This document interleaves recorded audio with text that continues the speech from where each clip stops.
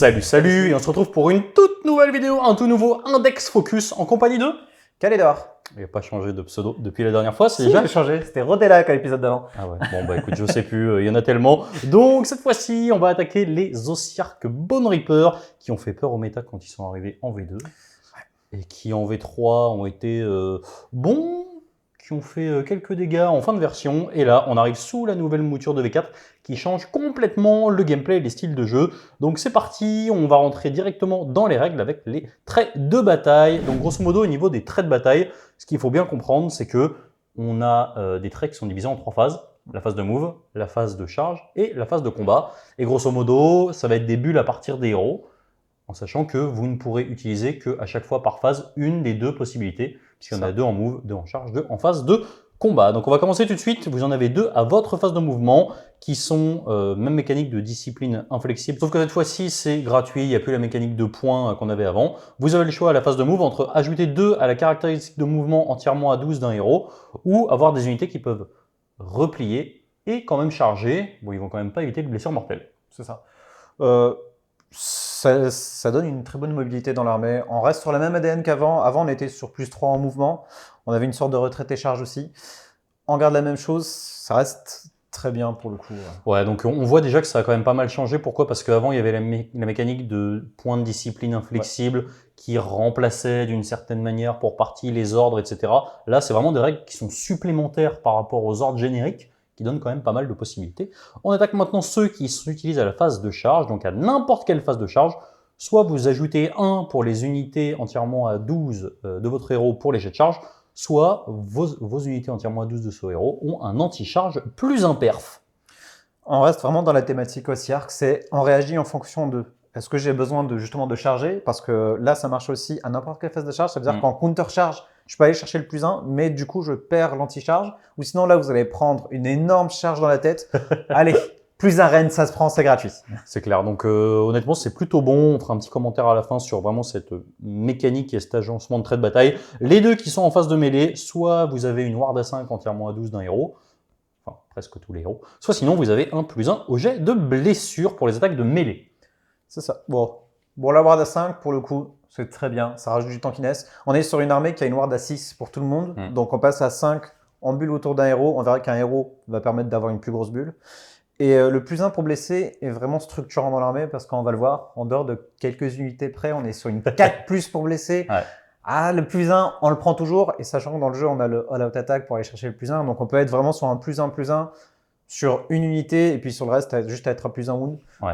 Franchement, pour le coup, ils en ont besoin. Sinon, sans ça, ce serait un peu compliqué. C'est clair. Honnêtement, super solide. Ce qu'il faut bien noter vis-à-vis de ces traits de bataille, c'est que contrairement à ce qu'on a pu voir sur pas mal de BT en V4, moi, ça me fait un peu penser à Fire Slayer, c'est-à-dire que on est sur de la stabilité, on a un plan de jeu au fur et à mesure des rounds qui, quand même, est assez sympathique parce qu'en fait, vous allez avoir des réactions offensives, des réactions défensives qui vont vous permettre, de manière hyper fiable, de pouvoir vous adapter vraiment à ce que vous avez en face et au déroulé de la partie. C'est ça, on est vraiment sur un battle tree qui, pour moi, vraiment, c'est assez rare qu'on le dise, très fluff. Ouais. On est vraiment sur les légions qui sont un peu robotisées, qui réagissent un peu comme les elfes dans le Hobbit à la moindre seconde. C'est ça, on a une énorme adaptabilité dans le jeu.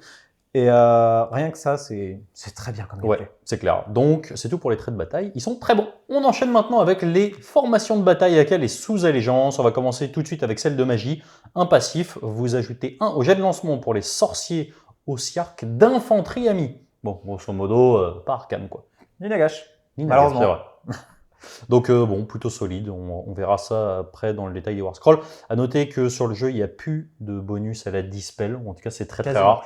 Voilà, c'est très rare. Donc c'est loin d'être négligeable. Maintenant vous allez voir, c'est une armée où vous n'avez pas forcément les moyens de rentrer énormément de sorciers d'infanterie, même s'ils ne sont pas mauvais. Donc intéressant, on attaque les suivants, c'est ceux de tir, barrage rampant. On prend 3 unités de Mortec Crawler qui n'ont pas bougé, et on va avoir plus 1 au jet de touche pour les attaques de tir de chaque cible jusqu'à la fin du tour. Bah, ça se prend. Si vous voulez jouer de la catapulte, c'est-à-dire que vous pouvez en jouer jusqu'à 3, au-delà c'est compliqué, ça coûte plutôt cher.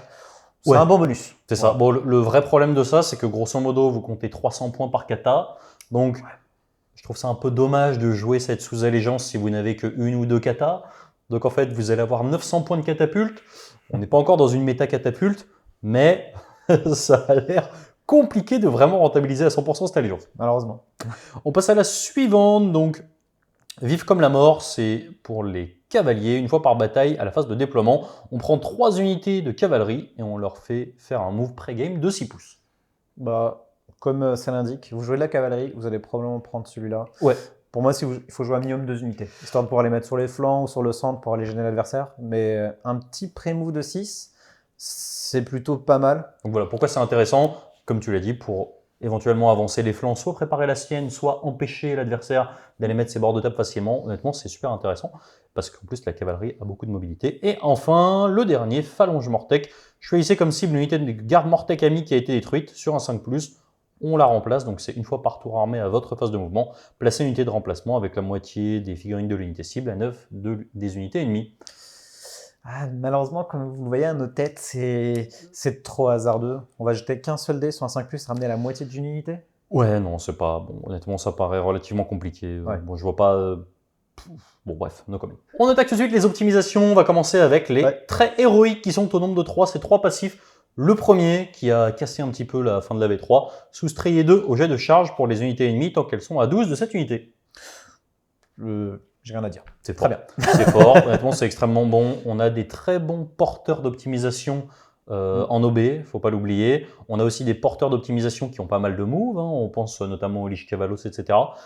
C'est bon, il n'y a rien à dire. Surtout qu'en plus, dans cette version, ça bloque aussi les contre-charges. Bon, il n'y a rien à dire, c'est extrêmement bon. Le deuxième, puissant archéocien. Grosso modo, vous ne pouvez être touché que sur du 4+.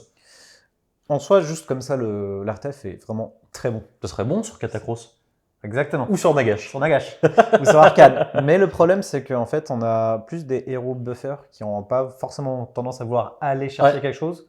Et vu qu'ils ont très peu de PV, ben, la plupart des unités dans le jeu sont entre 3+ et 4+ à peu près. Ils sont pas assez prêts pour les tuer. Ça aurait été par contre sur un Nagash, best objet du jeu. À noter quand même que ça fonctionne également au tir. Hein, donc bon, ça peut éventuellement être intéressant dans cette optique-là. Maintenant, on n'est pas sur une version où il y a 2000 points de tir style fin V2 Caradron.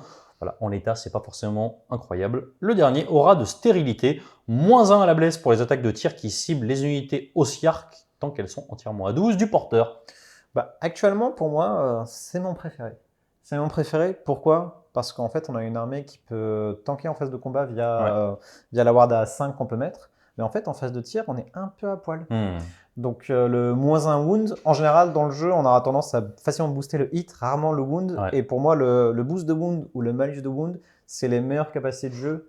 Parce qu'elle malus vraiment drastiquement la proba de l'adversaire de réussir à faire ses jets de dés. C'est clair. En plus, il ne faut pas quand même oublier qu'actuellement, en l'état, la garde d'honneur permet de booster le tir, donc plus un touche et blesse. Bah, si on peut aller chercher des malus potentiellement sur la garde d'honneur, qui aujourd'hui est quand même hyper intéressante quand c'est une unité de tir, bah, ça se prend. Voilà. On va tout de suite attaquer les artefacts de pouvoir, qui sont les reliques de l'Empire. Tu le savais?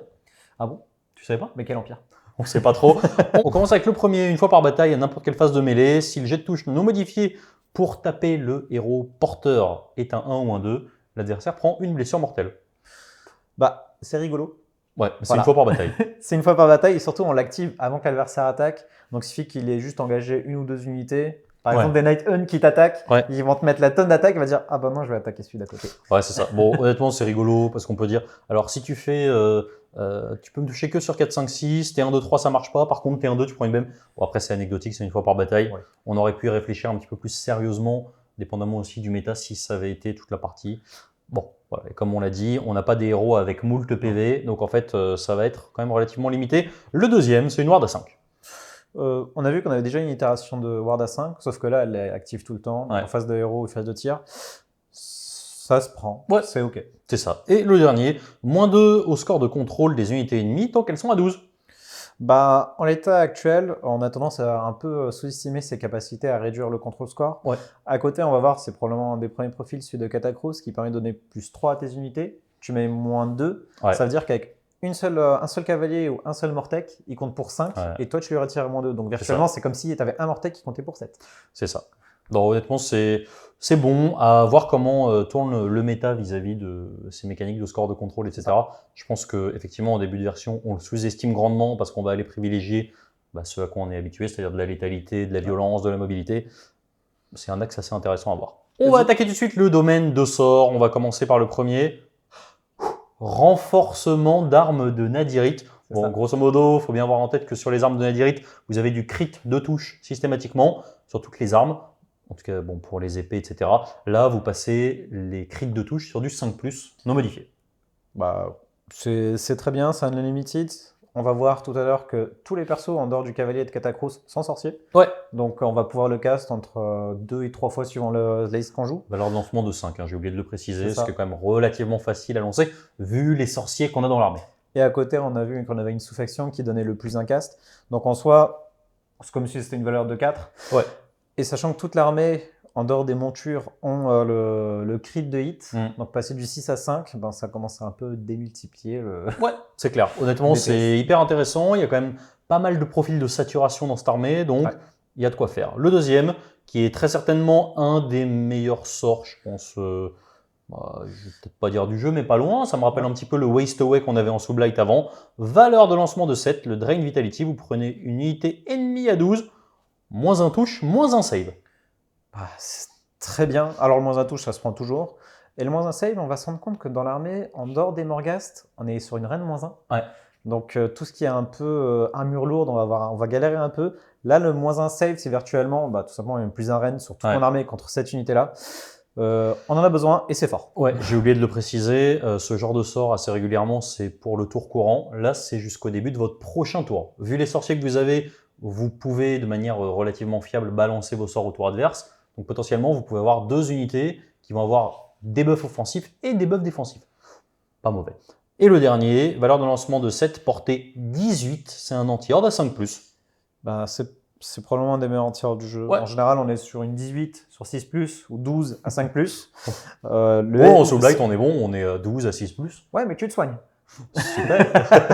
Mais sinon, oui, non, c'est un très bon anti-horde qui se casse très loin. Donc, pareil, en fait, on va avoir, suivant le match-up, on va avoir tendance à hésiter à cast un de ces 3 sorts, ce qui est assez rare, je trouve, dans le jeu. C'est clair. Donc, tout se prend. C'est clair. Un très bon domaine de magie. On attaque tout de suite les War Scroll. On va commencer par l'ami Nagash. Donc, Nagash, Ward à 5, sorcier de niveau 9, 10 de move, save à 3, 18 points de vie, 10 de score de contrôle, un profil de close respectable avec 4 attaques en 3-3, moins 2d6, 4 attaques en 3-3, moins 2-3. C'est pas le plus gros cogneur du jeu, mais ça se fait quand même respecter. Il a plus de haut cast et il ignore le premier fiasco, donc c'est quand même pas mauvais. Il a la main de poussière à la fin du tour, à la fin de n'importe quel tour. Vous connaissez la main de poussière, c'est quand même une sacrée menace quand il y a du monstre en face.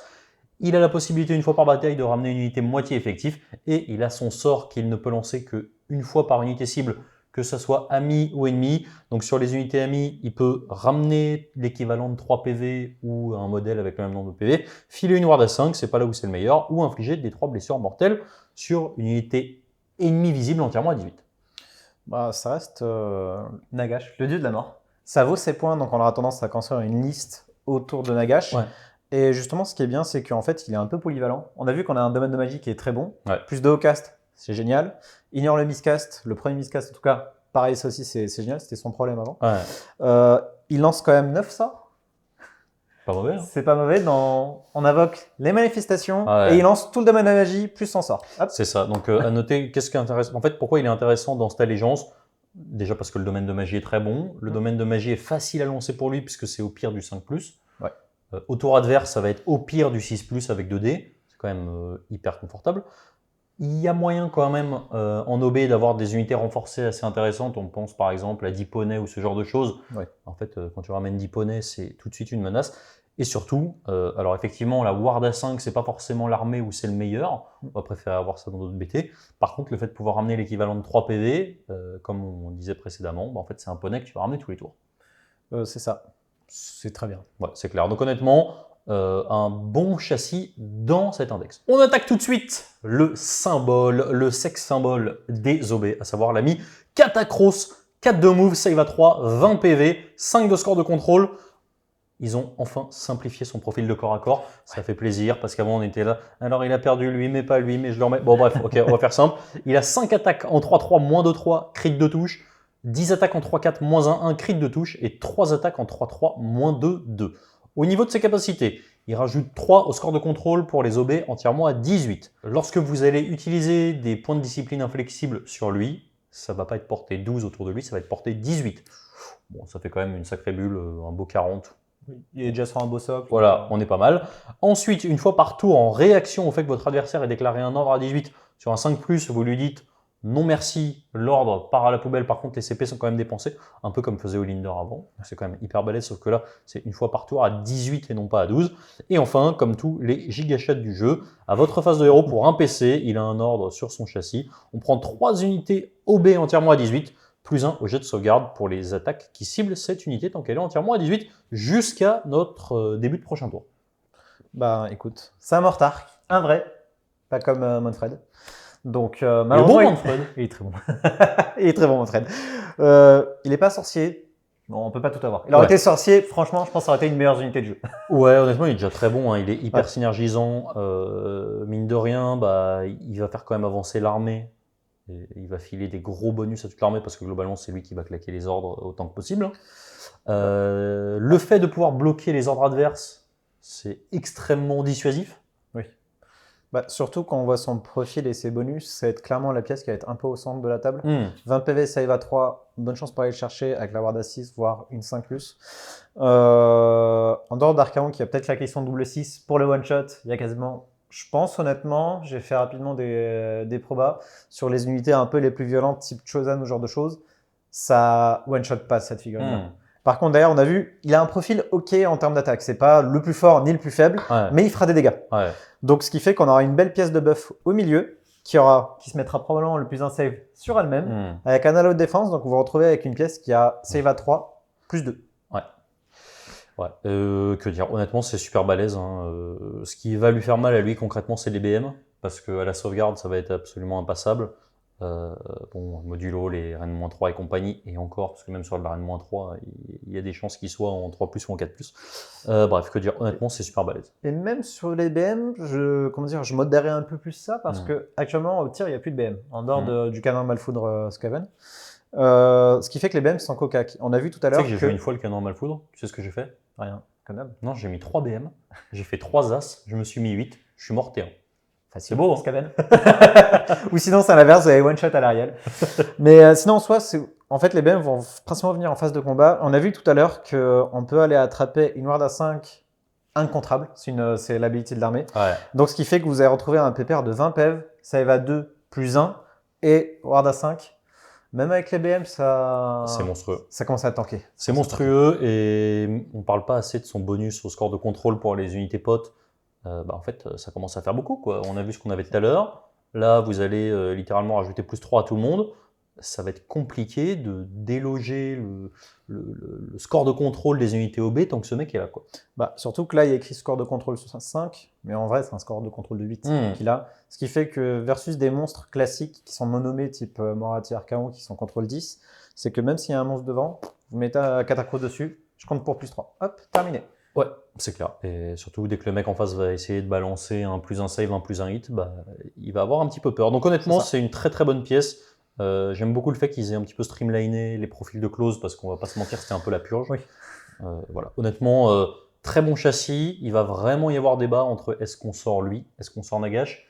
On ne sortira pas les deux, on vous le cache pas. Mais voilà, honnêtement, ça fait super plaisir de voir ce genre de pièce avoir un rôle central dans l'armée. On attaque tout de suite Tarkhan le Noir. 12 de mouvement. Aïe, ça fait déjà -4. Save à 3, 14 points de vie, 5 de score de contrôle.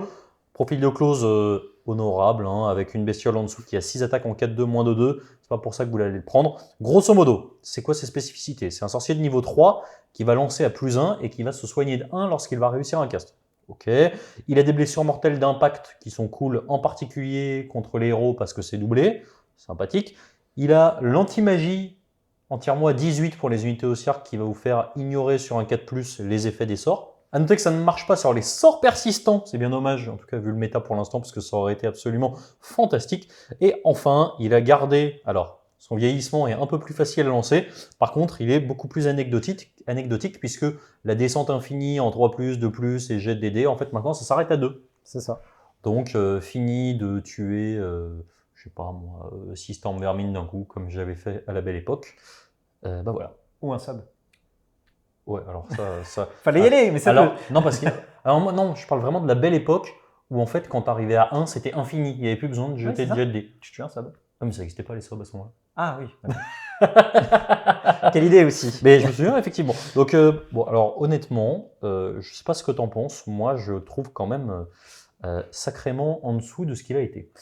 Bah, en soi, pour moi, j'ai mis la V3 de côté. J'y pense plus. Effectivement, vu comme ça, il n'a pas trop perdu. C'est ça, il est égal à lui-même. Non, en soi, pour moi, franchement, je trouve que c'est un bon profil à cause juste du Wizard de 3 plus un cast. C'est, en fait, comme tu l'as dit, on est dans une méta à base de Manifestation sur la table. On va voir que sur les autres persos, soit on va avoir le Soul Mason qui va avoir un spell vraiment très puissant, ou sinon les autres, on va avoir un seul cast, et on a vu le domaine de magie, on aura tendance à piocher dedans. Ouais. On va pas vouloir banish. Alors que lui, en fait, il va pouvoir caster un ou deux sorts et pouvoir aller dispel un ou deux trucs aussi. Tu vois. Je pense que c'est un bon profil. Et ici, derrière, l'Ignore Spell, je pense qu'il est un peu sous-estimé parce que dans le jeu actuellement, il y a beaucoup de spells à base de malus très fort type Strike Last. Ouais. Il y a moins de magie offensive aussi. Hein. Oui, bien sûr, mais du debuff. Là, ouais. tu as vu tout à l'heure, on a vu le -1 hit, -1 save. Et avoir ça en tête, se dire que sur un 4+, je peux ignorer ça sur un match-up miroir, ça peut être bien. C'est vrai. Finalement, est-ce que ce serait pas un perso qu'on a envie de sortir dépendamment du méta, plutôt en équipe? Oui, oui, totalement. Alors, quand on voit du Zench, du Seraphon, des trucs comme ça. En termes de gameplay, j'ai fait des listes avec et sans. Pareil pour Katakros, c'est qu'on va réfléchir vraiment à tourner, on va dire, un gameplay autour. Lui, il influence quand même beaucoup moins le gameplay. On a son gros socle pour l'habilité d'armée, ça se prend. Mais en soi, oui, je pense que ça peut être envisagé pour la team ou pour du solo. Du solo dans le sens où en fait, on voit qu'on a une méta très magie. Bien sûr. Ou en team, même si c'est pas forcément une méta très magie, en fait, comme tu as dit, elle a affronté du Zench. Et là, se dire qu'il a 2-3 petits héros de niveau magie 1 et un héros de niveau 3 qui va pouvoir me dispel mes 3 de spell, ouais, ça peut commencer un peu à chavirer le match-up, quoi. Exactement. Donc, c'est un profil qui a beaucoup changé, mine de rien. On va voir comment il va réussir à se placer. Ça permet aussi d'avoir un bon compromis entre des listes Nagash et des listes sans. Peut-être on va partir sur un Katakros plus arcane. À voir. On va tout de suite attaquer les héros plus petits, en commençant par l'Archicavalos Xanthos. 10 de move save à 3, 8 points de vie, 2 de score de contrôle. Profil de close assez sympa, 5 attaques en 3-3, moins de 2, charge plus un dégât crit de touche, et un destrier un petit peu moins mauvais que ceux des copains. Il a les 2 aptitudes de la cavalerie, grosso modo les BM d'impact sur les unités d'infanterie, et la capacité de, lorsque cette unité a chargé, elle peut traverser les figurines d'infanterie ennemie comme si elle avait le mot-clé vol. Vous verrez, c'est la même chose pour les Death Riders juste à côté. Et il a une fois par bataille à n'importe quelle phase de mêlée. Si cette unité est en mêlée jusqu'à la fin du tour, on a +1 à la caractéristique d'attaque des armes de mêlée des unités OB, tant qu'elles sont entièrement à 12 de ce héros. C'est un très bon buffer. On va se rendre compte que l'armée sature plutôt bien, en plus de rajouter les crits de hit qu'elle a déjà de base. Avec le spell qui va passer sur du 5+, et pas sur du 6. Le +1 attaque, il est non négligeable, on va pouvoir foncer sur quelque chose et être bien buffé. Ça marche sur tout le monde, sauf sur les héros, donc c'est très bien, parce que tout le monde en a besoin dans l'armée. Sinon, après, oui, on reste sur l'archétype de Ossiarch, qui nous dit que les persos sont plus là pour buffer que venir chercher le cac. Il a un profil assez random au cac, on s'en fout un peu, mais sinon, le +1 une fois par bataille est très bien. Ouais, assez solide. Mine de rien, on commence à se rendre compte que si on joue les grosses pièces, il va quand même falloir foutre ses optimisations sur quelqu'un au bout d'un moment. On va pouvoir comparer ça avec sa version non nommée pour le coup. On passe donc à sa version non nommée qui est le Lich Cavalos. C'est le même châssis, il a un PV en moins. Au niveau du close, il a juste un de perfo en moins. Il a les 2 capacités de charge de cavalerie. Par contre, lui, il n'a pas la possibilité de filer un +1 attaque aux unités non-héros. Lui, il a simplement la capacité de faire taper dans la foulée une unité de Cavalos juste après que lui se soit activé. Du coup, à comparer en fait entre Xanthos et lui, Xanthos il a +1 attaque. Le faire attaquer une deuxième unité directement après lui, vu que comme on a dit, ces personnages-là n'ont pas tendance à trop taper, donc on s'en fout un peu. Mais par contre, comme tu l'as noté, c'est qu'il peut avoir des optimisations. Ouais, c'est sa grande force en fait. Hein. C'est ça. C'est un bon compromis, il a du mouvement, on a vu que les optimisations sont assez souvent des bulles, donc en fait des bulles de protection ou des bulles de buff. Donc en fait il peut apporter ça, il a un bon move. Finalement, c'est un bon totem. Voilà. Et surtout, il peut être pris dans le régiment de Katakros pour réduire un peu les drops. C'est un personnage qui est prenable pour le coup, comme Xanthos. Ça dépend vraiment de sa construction de liste. Comment on va faire. On passe maintenant au petit sorcier. On va commencer avec le nommé Vok Mortian, 5 de move, 5 points de vie, save à 4, 2 de score de contrôle. Je vous fais pas ses profils de corps à corps, on le prend pas pour ça. C'est un sorcier de niveau 2. Il a une capacité assez chouette. Alors avant, il avait une espèce de mini main de poussière au corps à corps qui était littéralement incastable, puisque en réalité, tout le monde s'est dit ouais, on va balancer les miroirs dessus. Puis en fait, non, il avait marqué désolé, mais pas de miroir dessus. Grosso modo, maintenant, il a une capacité une fois par bataille. À n'importe quelle phase de héros, il prend une unité ennemie visible à 12 pouces. Grosso modo, à chaque fois que l'unité va utiliser une aptitude corps qui n'est pas une aptitude de corps à corps, il va falloir qu'elle paye un PC. Vous voyez, c'est marrant, j'ai dit 3 fois corps. Oui. Donc, mais c'est pas le même. Ça, c'est une sorte de petit bel accord. Ouais. Non, honnêtement, c'est. Alors bon, je pense que c'est hyper circonstanciel. Je suis pas sûr qu'on ait 1000 fois l'occasion de le lancer. Maintenant, effectivement, quand on couple ça avec un catacros et ce genre de trucs, si on t'oblige à balancer des CP que tu peux même pas payer, que tu te fais voler, ça finit par faire beaucoup. Et enfin, il a un sort contre-fatal. Alors le sort est un petit peu technico-technique, valeur de lancement de 7. À noter que lui, il est infanterie, il peut avoir le plus 1 au cast. Donc grosso modo, on prend une unité ennemie à 18, on prend une unité amie à 18. À chaque fois que l'unité ennemie utilise une aptitude sur l'unité amie, 2 plus avec un des 3, c'est autant de blessures mortelles. Bon, c'est une espèce de lien un peu de nécromancie, machin bidule. Bon, ça me paraît pas évident à setup, mine de rien.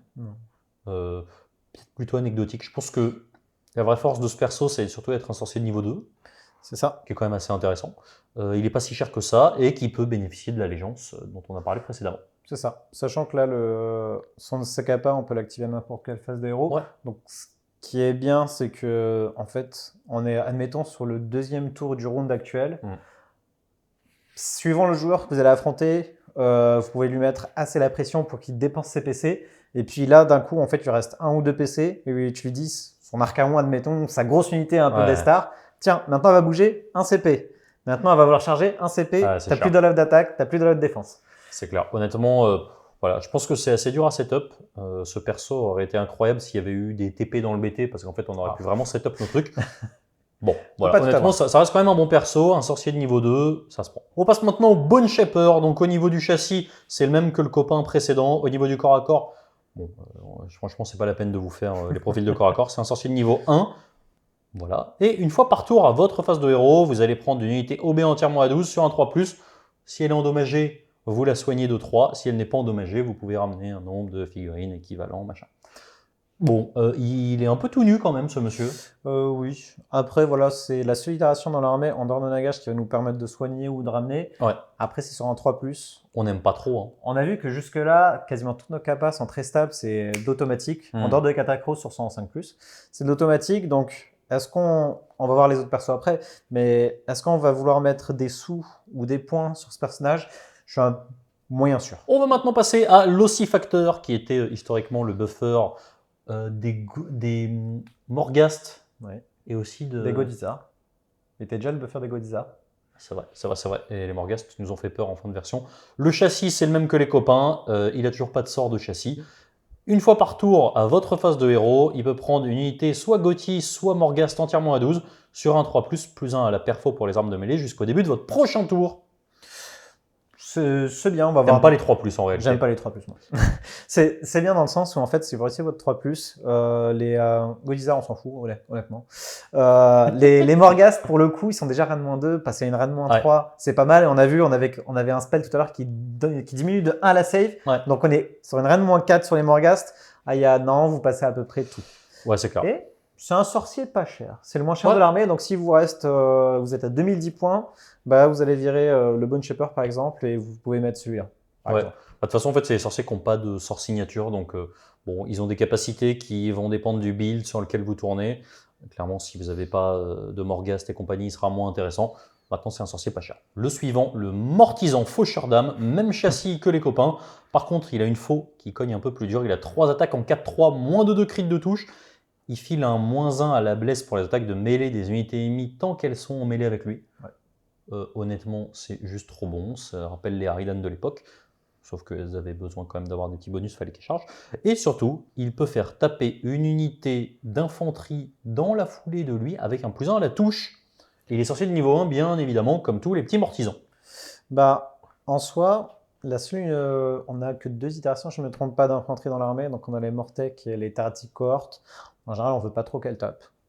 Ouais. C'est le seul malus. Après, le -1 pour Wundokak est très bien, mais on regarde son châssis, il reste assez faible. 5 PV, save à 4. En général, à peu près tout peut l'attraper et le plier, malgré le -1 Wound. Ouais. Mais ça reste un châssis pas très cher, qui a c'est des ça. petits bonus à côté. Ça se Oui, prend. il tape quand même correctement. Il peut être placé derrière des unités pour forcer potentiellement à taper avec un -1 pour blesser. C'est pas mauvais. Il apporte quand même un truc stable et qui se base pas sur un 3+ par rapport à ses petits copains. Donc c'est quand même dans une armée où on va aller chercher, à mon sens, de la fiabilité. Ça fait du bien. Oui. Bah, malheureusement, en fait, c'est juste que sur ce profil-là et sur ceux d'avant, je m'en excuse si je parle peut-être un peu mal de ces profils. C'est parce que celui qui vient juste après, malheureusement, met beaucoup trop d'ombre sur le reste. Ouais. On attaque le Soul Mason. Donc il n'a pas le même châssis que les copains, puisque déjà il a +1 point de vie. Au niveau du corps à corps, 3 attaques en 4-4, -1 des 3 des attaques du trône. C'est pas la peine d'en parler. C'est un sorcier de niveau 2 pour 160. Et surtout, il a un sort qui passe sur du 7, sur du 6 avec la bonne allégeance. Vous prenez une unité OB entièrement à 12, fight first, jusqu'à la fin du tour. Voilà pourquoi je disais un peu du mal sur les personnages d'avant. C'est parce que pour quelques points en plus, on a un sort en plus. Et il a un sort signature qui est très fort. Donc là, au global, il a accès à 4 sorts, donc ceux du domaine plus le sien, qui sont de très bons sorts. Ouais. Et donc vont donner une certaine malléabilité en termes de gameplay. Le fight first, c'est en fait, c'est juste trop bon. En fait. Enfin, genre, pour moi, ça fait partie de ces aptitudes. Il y a certaines aptitudes dans le jeu que je placerais au-dessus, du genre les courses et charges, les fight first. En fait, ça vous change potentiellement complètement une unité. Ouais. On n'oublie pas qu'on peut le caster au tour adverse. C'est une menace. Je veux dire, au tour adverse, dans la bonne allégeance, c'est du 7. Hein. C'est quasiment 60% de chance de réussite. C'est une menace, mais monstrueuse, quoi. Bah, surtout qu'en fait, on va pouvoir le cast, on l'a réussi, bah, ça peut changer notre plan de jeu. Ouais, et du coup, en fait, on va prendre la Try-Ability qui va nous donner +1 pour blesser, parce qu'on est sûr d'attaquer en premier. Ou sinon, on a loupé et on veut un aspect un peu plus défensif, bim, ward à 5. Ouais. Donc, ce qui fait qu'en fait, ce personnage apporte vraiment cette énorme malléabilité dans le jeu qui dit que, pareil, si on va dire que votre adversaire est un peu ballsy, en mode j'y vais, je vais le taper, et puis là, vous craquez votre strike first, bon bah, il va peut-être pas y aller, ou s'il y va, il va comme se faire attendrir un peu. Ouais, c'est clair. Honnêtement, le profil est déjà bon, mais alors en plus, voir que c'est un sorcier de niveau 2, bon bah, je pense que les carottes sont cuites, archi cuites. On passe maintenant aux unités qui ne sont pas des petits héros, en commençant par les Mortec, qui ont fait beaucoup de mal au jeu quand ils sont sortis, on va pas se mentir, et qui ont été relégués au rang de paria par la suite.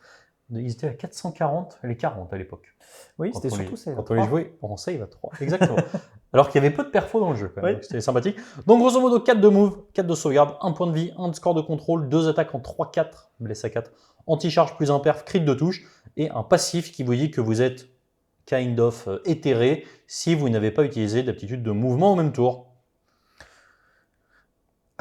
Pour le coup, malheureusement, c'est anti-synergique dans l'armée parce qu'on va avoir du Catacross, on va avoir du All-Out Attack, All-Out Death, ainsi de suite. Ce qui fait que ça vous force. Pour moi, si votre armée, un peu comme Night Hunt, n'est pas entièrement éthérée, et là, pour le coup, vous n'allez pas être trop décisionnaire de ça. Ça veut dire qu'il y a des fois où vous voulez avoir le bonus, bah, je vais devoir redeploy pour pouvoir trigger ce bonus.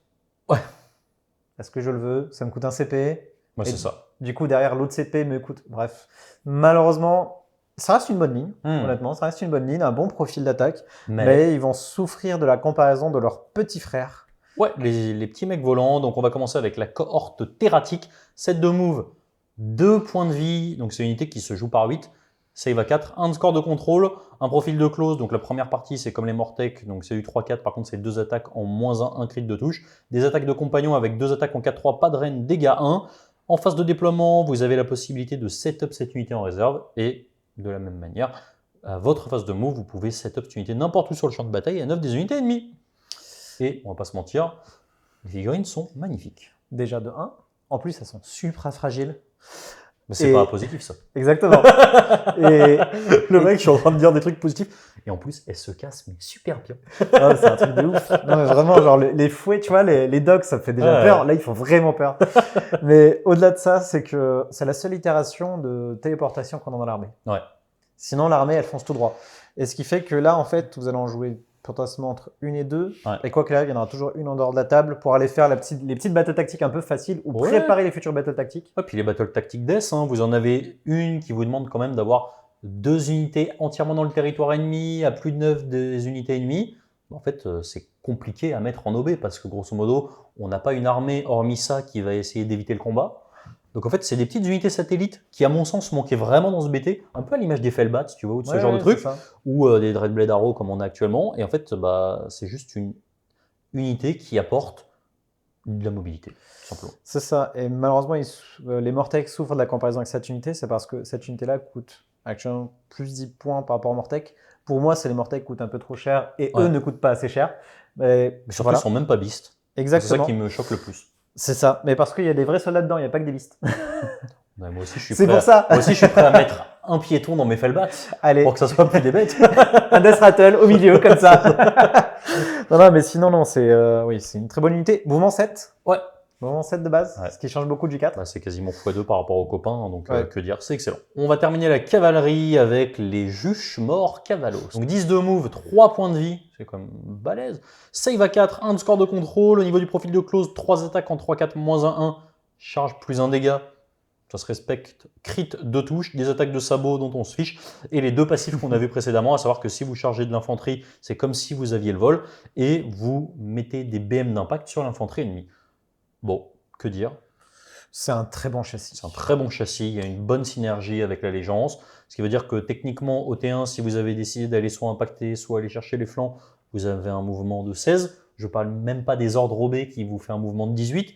18 sur la plupart des scénars, c'est la distance entre le déploiement adverse et le vôtre.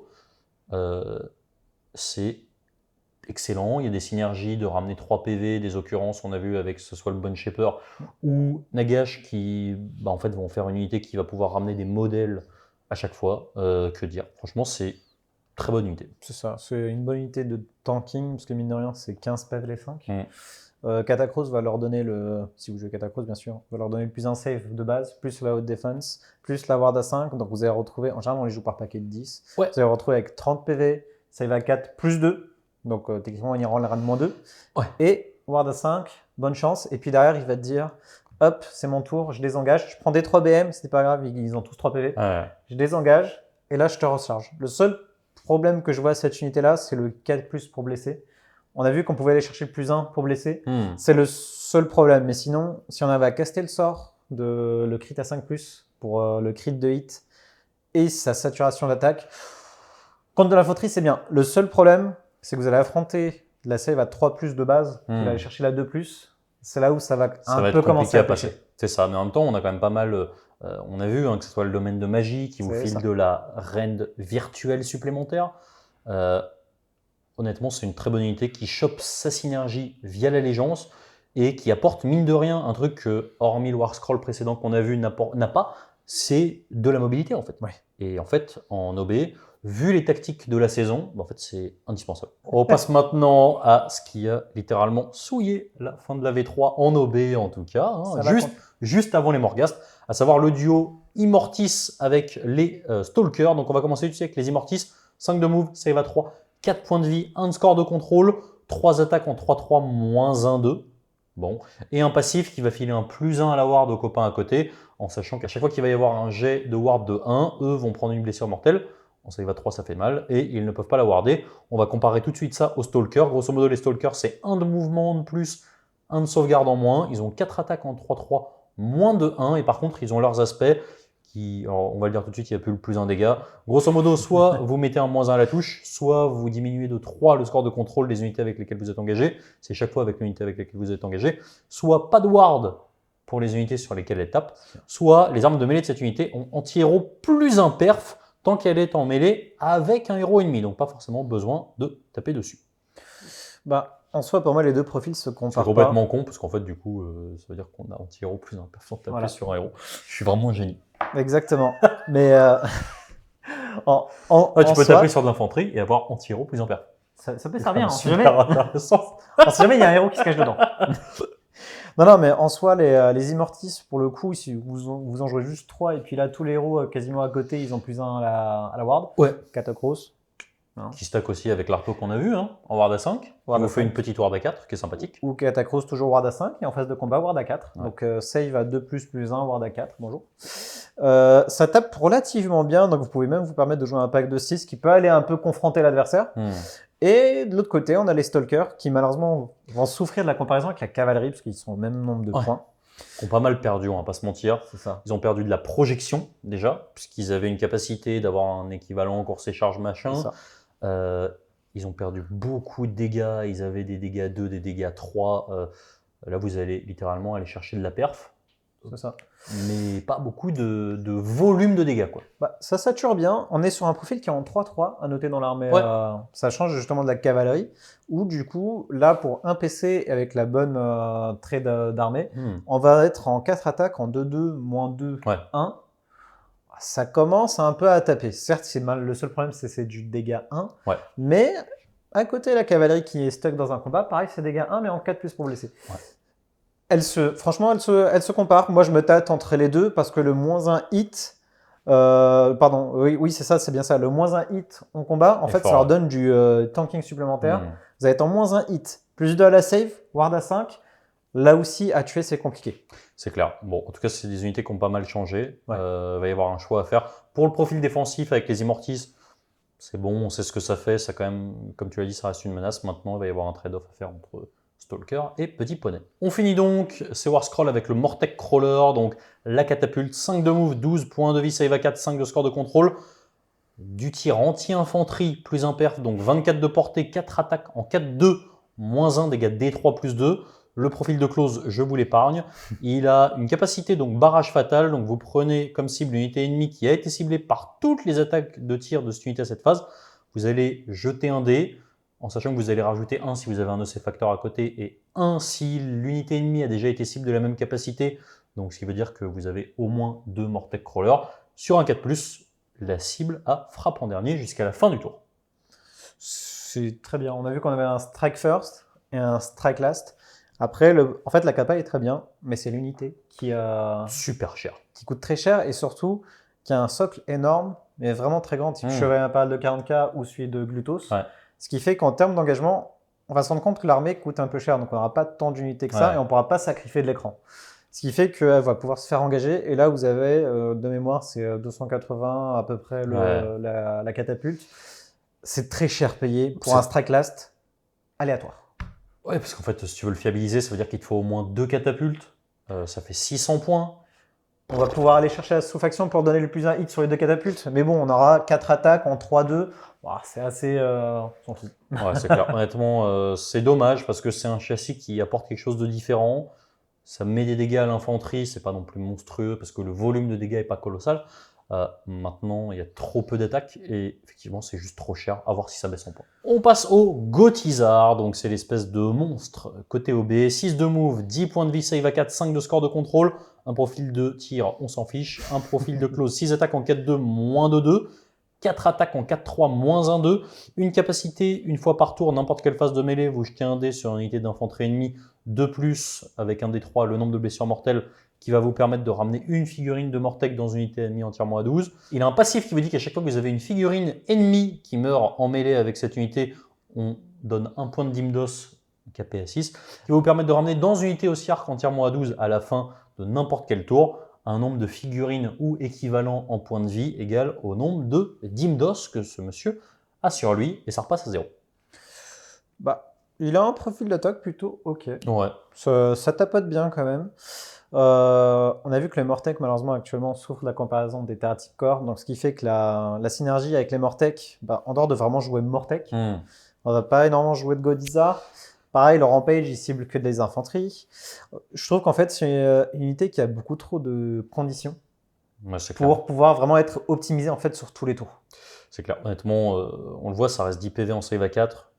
Avoir des figurines ennemies qui meurent en mêlée avec lui, déjà c'est dépendant du match-up, vous allez tomber sur de l'élite, vous allez juste faire la gueule. Honnêtement c'est hyper restrictif et il paye aussi le fait que les Mortek ne soient pas les plus incroyables dans ce Battle Tome. Donc pour l'instant sa vie est compliquée quoi. Il peut ramener des cavaliers, mais comme tu le dis, ça veut dire qu'il a tapé pendant la phase de combat, qu'il y ait 6 modèles qui soient morts en face de lui, sachant que l'adversaire peut juste dire je vais retirer celui qui est là-bas, celui qui n'est pas à 3 pas de toi, celui qui est à 3.1 de toi, hop, je ne profite pas de mon bonus. C'est clair. sa vie est dure. On va terminer les War Scroll avec les deux versions des Morghast. Donc les Morghast, on a deux profils. Grosso modo, un profil énervé, hyper agressif, un profil plutôt buffer, anti-manifestation et compagnie. On va commencer avec les Morghast Archaï. 10 de move, 6 points de vie, 2 de score de contrôle, save à 3. C'est la différence principale avec les Harbinger. Les profils de close sont les mêmes. 3 attaques en 3-2, moins de 3, anti-monstre, crit de touche. Les Archaï, ils ont une capacité, ils ont une ward à 3 contre les dégâts des sorts persistants, des manifestations et des prières. S'ils réussissent une des wards, ils vont avoir un pion de charge occulte qu'ils vont pouvoir utiliser pour filer un plus 1 au cast pour un sorcier entièrement à 12-2. Ça, c'est pas mauvais. Et côté Harbinger, ils ont la capacité de pouvoir charger à 3d6 et une fois par tour, de bénéficier des ordres de discipline inflexible comme s'ils étaient à portée des héros alors qu'ils sont à l'autre bout de la table. C'est ça.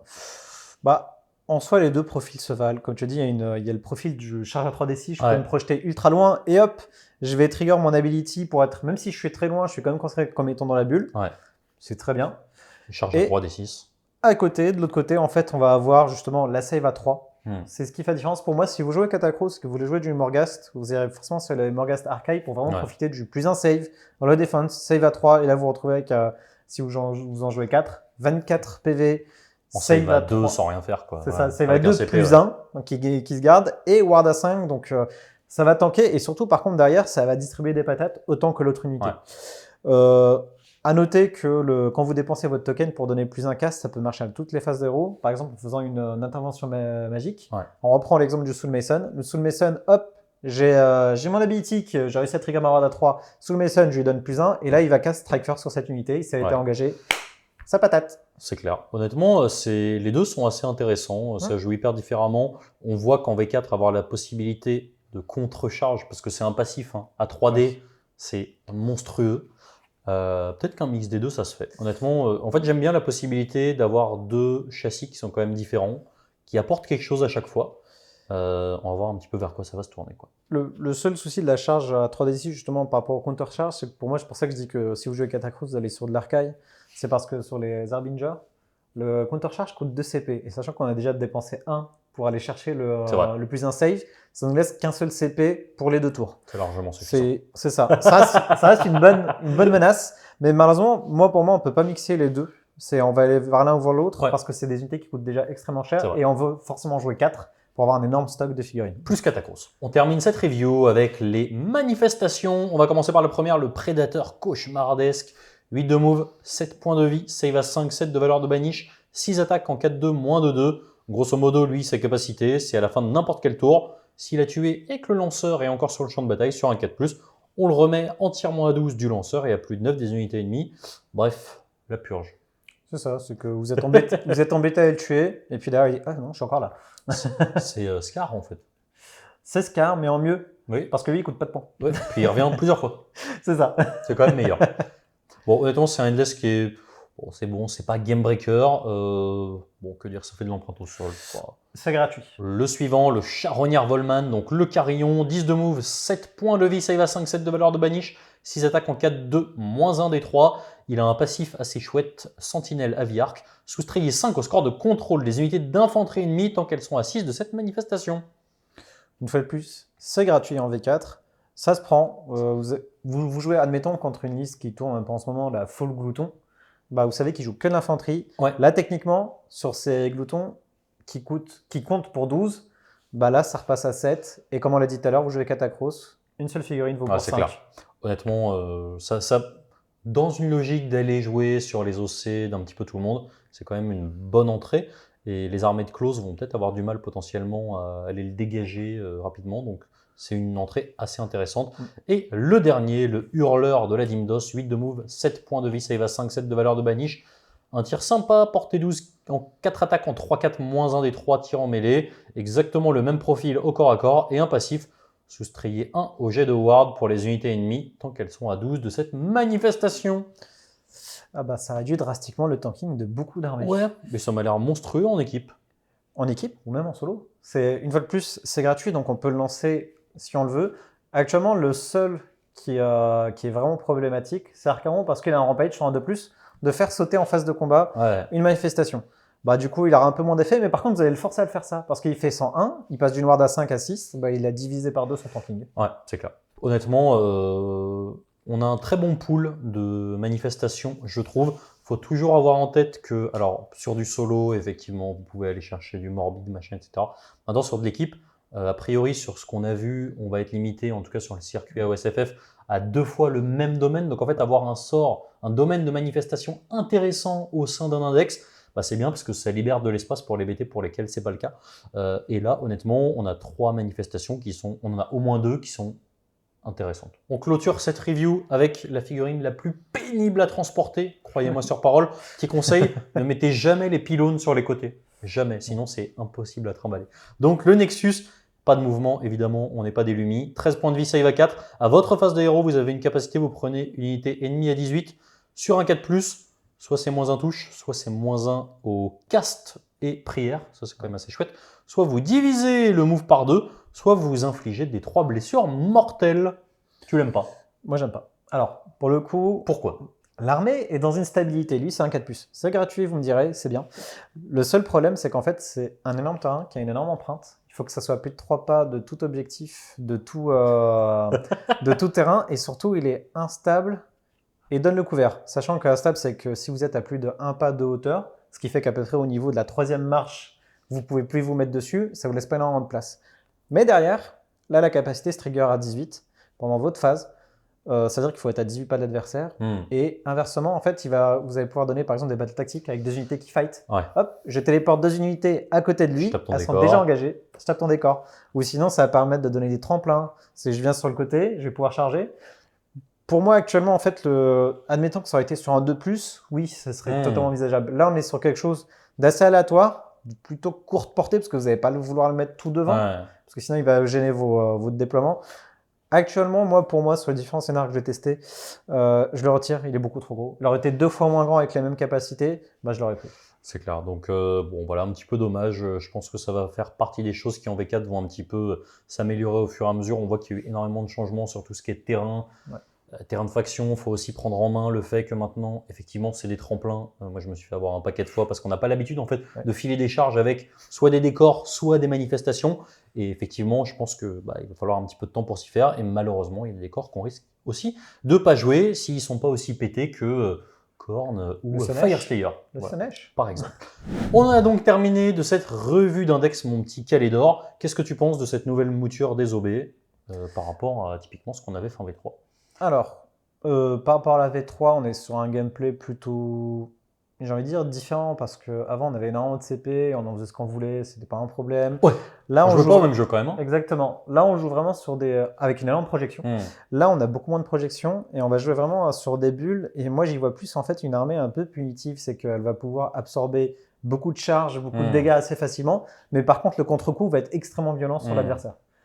Donc, ça peut être...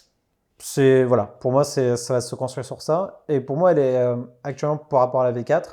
Là où c'est bien, c'est que sur la V4, je trouve que la version a beaucoup monté en variance. On a vu qu'on a beaucoup de capacités. Il faut que jette un dé, j'arrive à la trigger, oui, non. Ça même sur des traits de bataille. Hein. Exactement. Alors que là, c'est pour ça que le décor, je l'aime pas trop, par exemple. Là, en soi, on est vraiment sur du trigger automatique. C'est j'ai ma bulle, l'adversaire peut rien faire contre. Mon plan est beaucoup plus stable. Certes, on a des spells qui sont super importants et avec une haute valeur de cast. On a de la fiabilisation, hein. C'est rare, mine de rien. Mais pour moi, justement, c'est pour ça que c'est un jeu qui se rapproche quand même beaucoup plus de la V3 sans avoir potentiellement en fait cette variance et cette instabilité que la V4 a apporté. Est-ce que c'est une bonne chose ou mauvaise? Je ne sais pas. Ouais, c'est clair. Moi, ça fait partie de ces armées qui m'attirent beaucoup, effectivement, comme tu l'as dit, parce que ça te permet, typiquement sur du jeu un peu compète, d'avoir des estimés fiables, parce qu'en fait, t'es stable. Ça me fait un peu penser vraiment à Fireslayer, en fait. Hein. C'est-à-dire, tu peux construire... Effectivement, il y a toujours des War Scrolls où ça va jouer sur des 2, sur du 3, mais grosso modo, tu peux faire 2000 points où tu vas jamais avoir de proc sur un 3+, sur un 4+. On le voit, moi je le vois en sous-blight, hein, malheureusement, il y a des War Scrolls que tu es obligé de rentrer, typiquement le Nécro, parce qu'en fait, tu as une double activation sur un 3+. Maintenant, tu peux pas miser des estimés sur le fait de le passer, parce que souvent dans AOS, en tout cas sur le close, c'est cool de le passer au T5, mais en fait, tu as souvent besoin de le passer au moins une fois entre le T2 et le T3, et si tu loupes tes 2-3+ qui arrivent, en fait, tu as juste pris un War Scroll pour rien. Là où effectivement, OB, FS font partie de ces BT où tu as un plan de jeu, il est stable, et je pense que ça va être hyper gratifiant pour les joueurs qui maîtrisent les match-ups et leur arme. C'est ça. Donc voilà. Merci encore. Voilà. On espère que cette review vous a plu. Les petits potes, si vous voulez nous soutenir, n'hésitez pas, vous avez tous les liens en description, le Tipeee et notre partenaire MyHobbyPlace pour faire vos emplettes. Je te remercie encore et je vous dis salut, salut!